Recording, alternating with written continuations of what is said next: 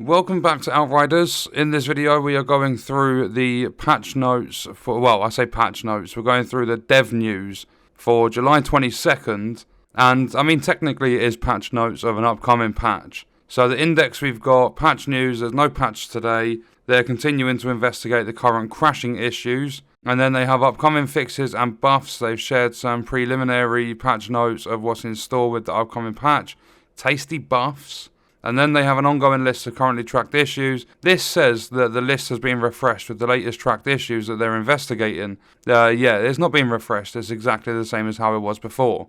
So they said for the patch news, it's mostly complete except for one outstanding issue. The crashes that appeared for some users attempting to launch Outriders since the previous patch are still being investigated. It's an issue they're keen to resolve before patching the game again, as they don't want to subject players to such a crash any longer than absolutely necessary. So they're bothered about crashes, yet they weren't so bothered about Xbox signing in, because that took them well over a month to actually fix. They have a few leads as to what might be causing the crashes, but with some of them appearing to be very random and having various different solutions for different people, identifying the root cause is proving tricky. While running the game in DX11 appears to be the most consistent fix, their aim is of course to ensure the players shouldn't even encounter these to begin with. I mean, it's far too late for that, they're already encountering them, but if you are encountering a crash and you'd like to help the matter, they'd be very keen to have a look at the DX diag and game user settings INI files, and they've said to get in touch directly on Reddit to share the file if you would like to help.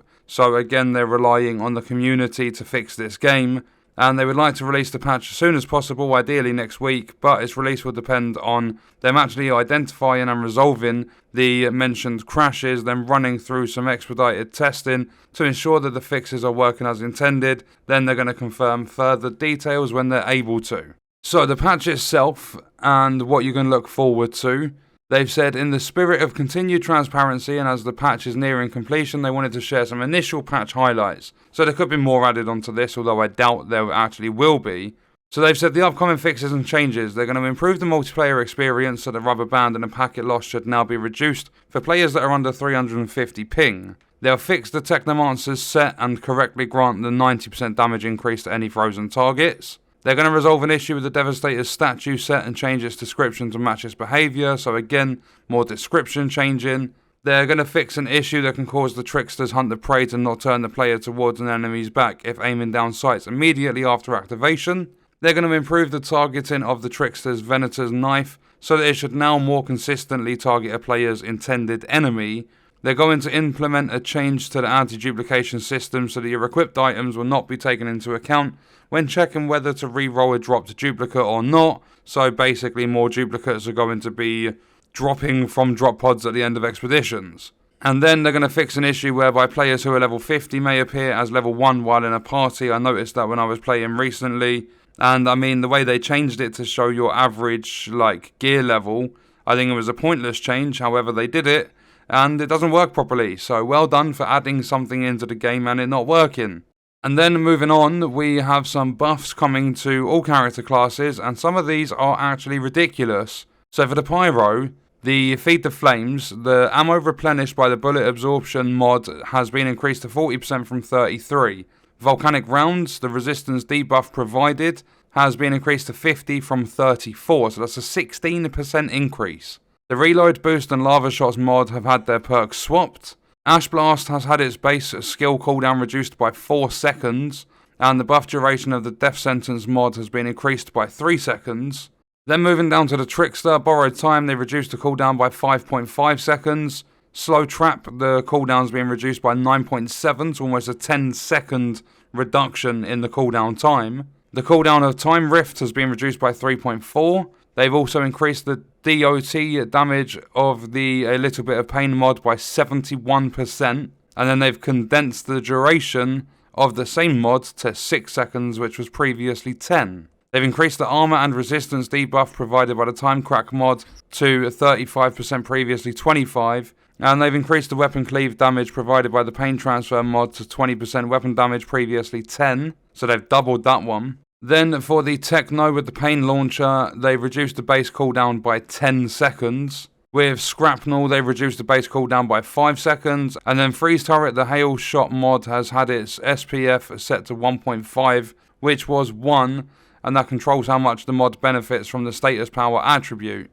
With the Devastator Boulder Dash, using it will now provide a significant 65% damage reduction during its animation. Players can now press trigger again to use an AoE attack during the run animation. Then for Endless Mass, enemies affected by it can now be damaged and killed during the animation. And they've changed the Wide Horizons mod so that on top of the range increase, the mod will allow Endless Mass to ignore the enemy skill, absorbing skin, which is used by the Alphas and Broodmothers. Then with Reflect Bullets, ending the skill early, will now refund a part of the cooldown up to 90%.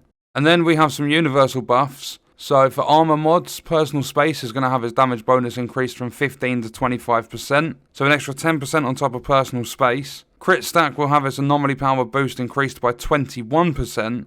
Stand Tall will have its base firepower bonus increased by 20% and its base anomaly power by 16%. Perseverance Shield will have its base shield value increased by 40%. Then they have a couple more in there, like Plate Dodger, blah blah blah. You can see it all in the notes anyway. And then the weapon mods, I'm a little bit confused about this one. Anomaly Enhancement will have its coefficiency increased from 30% anomaly power to 40. And then Bone Shrapnel is going to have its damage increased by 5%. I think that's a really good one because Bone Shrapnel is one of the common mods to use.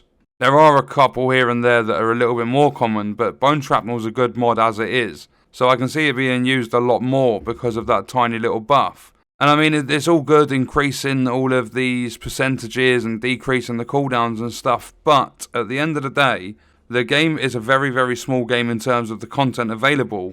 You have 15 tiers to 15 expeditions for your end game, and the game's been out for like 4 months now, roughly.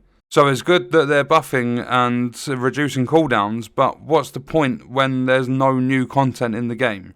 Not only that, this stuff was supposed to release last week. Like, all of these skill buffs were supposed to be part of the previous patch. And then, not even including these, they've made issues that are causing crashes, and now they don't know what to do with them. So they've broken the game even more, whilst having a separate team or whatever creating buffs for the player. But at the end of the day, there's no new content, so what's the point? Oh, I can knock my expedition time from 8:34 down to 8:22. Oh, that's cool. What's the point? It's still going to be a gold time regardless. You're not going to get anything different. For some people that are just getting into the game, it's going to be quite good. But at the same time, I don't think there are many new players at all, because the concurrent players just keep dipping and dipping and dipping. However, I'm not entirely sure. I've not been playing too much recently, so you guys are going to have to let me know in the comments. Are you experiencing the crashes and stuff from the last patch? And then finally, we're moving on to the ongoing list of currently tracked issues. I've covered these in a video before, but you've got the state of Stadia, stuck at 99% accolades, matchmaking privacy settings, setting themselves to open without input from the player. Then Xbox problems related to signing in, mods and resources being lost, enemies breaking out of frozen CC, games stuttering when crawlers are on the screen. I did mention that's a PlayStation issue, and it's not in particular during certain expeditions, it's whenever there's a crawler on the screen. And I don't think it's just the game stuttering when there's crawlers on screen, I think there's full-on game crashes as well. And then there are certain mods not working, in particular with the, like, when you're a client, not the host. There are a few others there. One journal entry still not working 4 months after release. And there are also a couple of issues. I don't know if they'll be fixed, like, because of the rubber banding fixing they're doing. I mean, the bandage they're putting over the top of it. But at the end of Scorched Lands in the pit is really laggy when you're not the host. And also on Archways of Enoch now, even with a good connection, when you're in that obelisk area, which is the area just before the boss part, is really, really badly laggy. It's actually horrible. It kind of makes you feel sick trying to move around in that circle. But yeah, that's some patch notes, or like an initial sort of list of stuff that's coming in the next update. And as they said, the update won't be released just yet. They're trying to sort out the crashing. But let me know your thoughts and stuff in the comments, and I will see you in the next video. I hope you guys enjoyed it.